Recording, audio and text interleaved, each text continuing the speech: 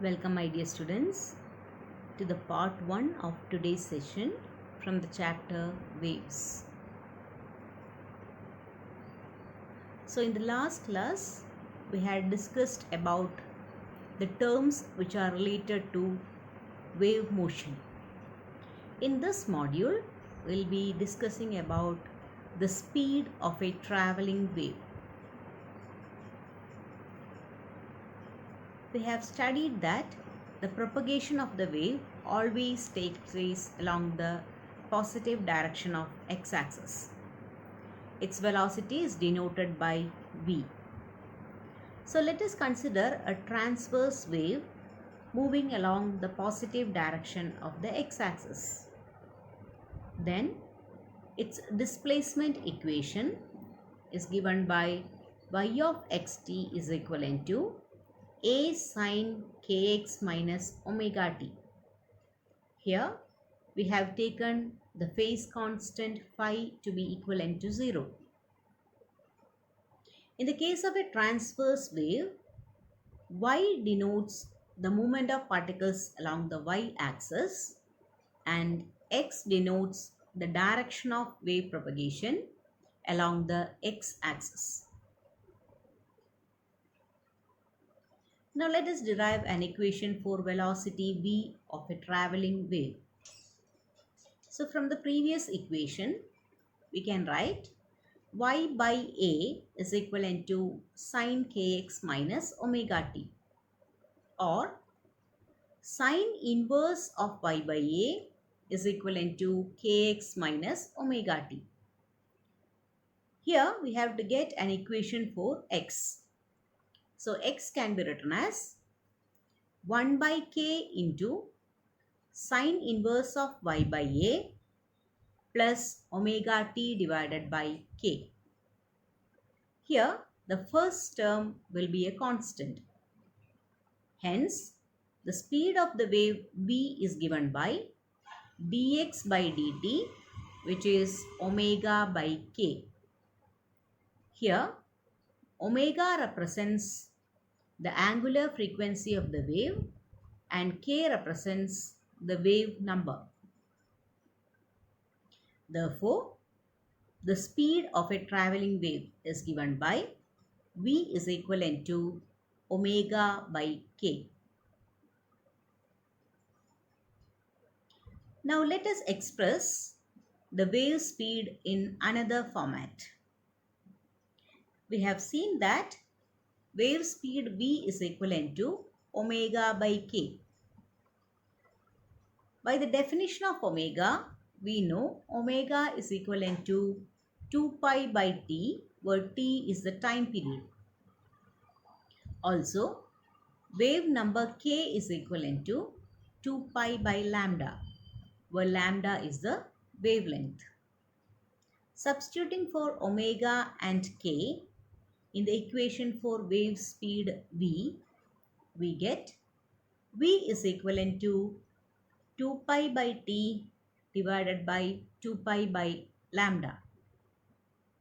Cancelling the common terms, we get v is equivalent to lambda by t. We have also studied that 1 by time period is equivalent to frequency nu. So v is equivalent to nu lambda.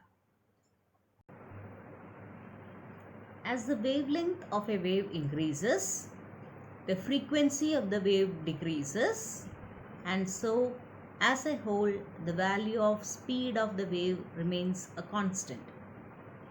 That is, wave speed is determined by the properties of the medium. Now let us discuss about the speed of a transverse wave in a stretched string.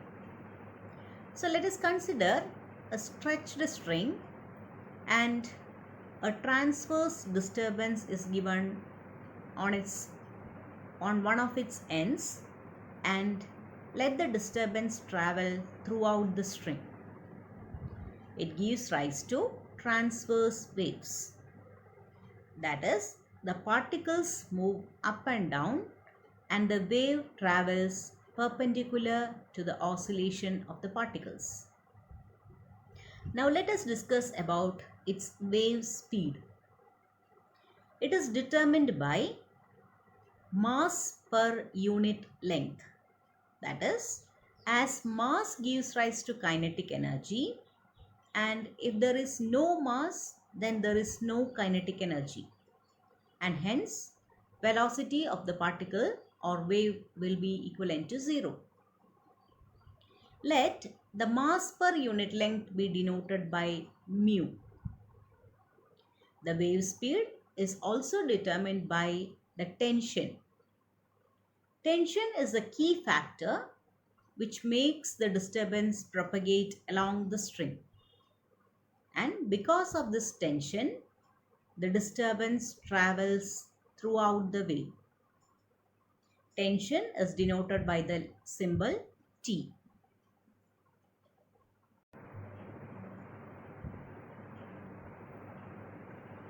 Now let us see with the help of dimensional analysis how the speed of a wave is related to the mass per unit length and tension. So taking the dimension of mass per unit length, that is mu, we get dimension of mu is equivalent to m by L, which is ml raised to minus 1. Tension is nothing other than force. So tension T is equivalent to force F, which is equivalent to ma. So dimension of tension is equivalent to dimension of force, which is mlt raised to minus 2. Now let us divide mu by T, or dimension of mu divided by dimension of T. Then we will get ml raised to minus 1 divided by mlt raised to minus 2, which is equal to L raised to minus 2 divided by T raised to minus 2, which can be written as T by L the whole square, which is TL raised to minus 1 the whole square, or 1 by V square. That is the dimension of 1 by V square. Therefore, the dimension of mu by T is equivalent to the dimension of 1 by V square. Hence, mu by T is equivalent to a constant C into 1 by V square. Rearranging the equation for V, we get V is equivalent to C into square root of T by mu. Here, C is a dimensionless constant. From this, we can conclude that the speed of a traveling wave depends on the properties of the medium and not on the frequency of the wave. Now let us discuss about the speed of a longitudinal wave in a stretched string. The longitudinal wave speed is determined by the density and bulk modulus. We have already discussed that a longitudinal wave is formed due to compressions and rarefactions. At certain places, they are very dense, and at certain places, they are very less dense. So, density plays a very important role in determining the wave speed.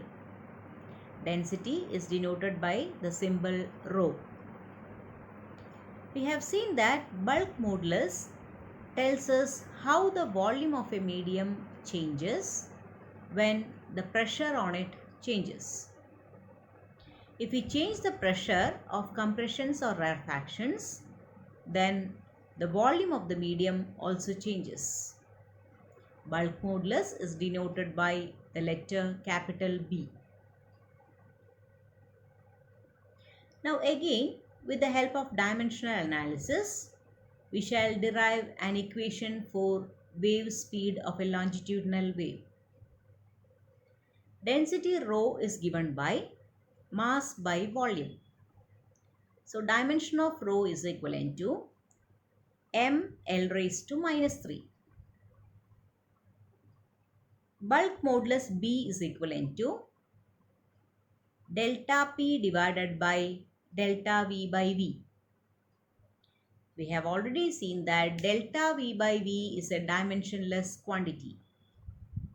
Hence, delta P, the dimension of delta P need to be found out. Pressure is equivalent to force per unit area. Replacing force by MA and area by A, we get the dimension of pressure to be ml raised to minus 1 T raised to minus 1. Dividing rho by B, we get the dimension of rho by B is equivalent to 1 by LT raised to minus 1 the whole square, which is the dimension of 1 by V square. Or we can say rho by B is proportional to 1 by V square, or rho by B is equivalent to a constant into 1 by V square. Rearranging and getting an equation for V, we get V is equivalent to C into root of B by rho. Here, C is a dimensionless constant. So, in the case of fluids, velocity V is equivalent to C into square root of B by rho. And in the case of solids, velocity V is equivalent to C into square root of Y by rho, where Y is the Young's modulus of the material.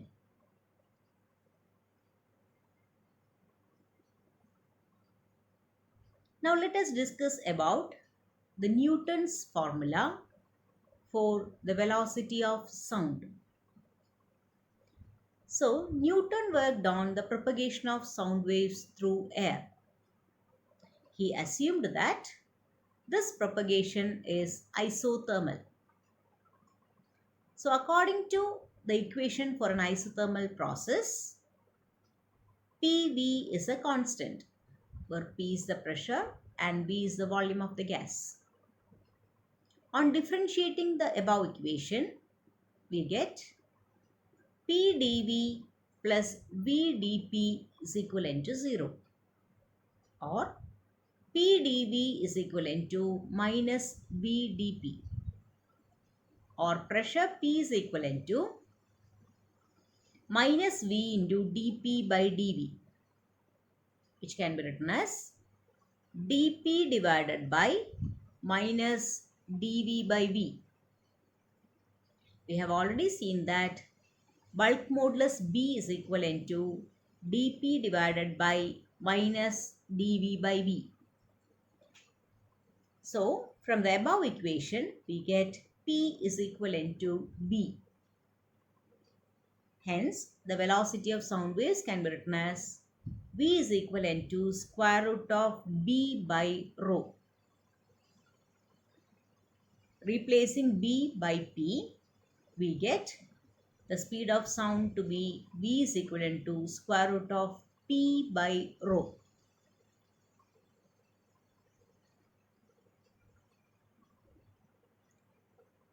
Here, P is equivalent to atmospheric pressure at normal temperature and pressure, which is equivalent to 1.1013 into 10 raised to 5 Pascal. Density of air is 1.293 kilogram per meter cube. Hence, the speed of sound in air is given to be approximately 280 meter per second. This is the theoretical value that we get from the equation. But this value doesn't match with the experimental value, which is 332 meter per second. Hence, some corrections were done to this Newton's equation by a scientist called Laplace. So let us discuss about the Laplace correction for Newton's formula. Laplace corrected Newton's formula by assuming that the propagation of sound waves in air is an adiabatic process. So taking the equation for an adiabatic process, we know PV raised to gamma is a constant, where gamma is known as the ratio of specific heats, which is Cp by Cv. So differentiating the above equation, we get V raised to gamma dP plus P into gamma V raised to gamma minus 1 dV is equivalent to 0.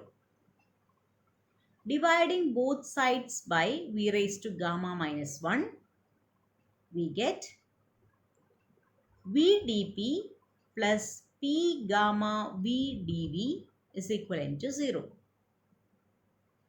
Or P gamma is equivalent to minus dP divided by dV by V, which is equivalent to bulk modulus B. Hence, velocity of sound, which is written as V is equivalent to B by rho. We can substitute B is equivalent to gamma P. Hence, the velocity of sound in air with the Laplace correction is given by V is equivalent to square root of gamma P by rho, where gamma is the ratio of specific heats. Hope you might have got an idea about the speed of sound in various media. Thank you, dear students.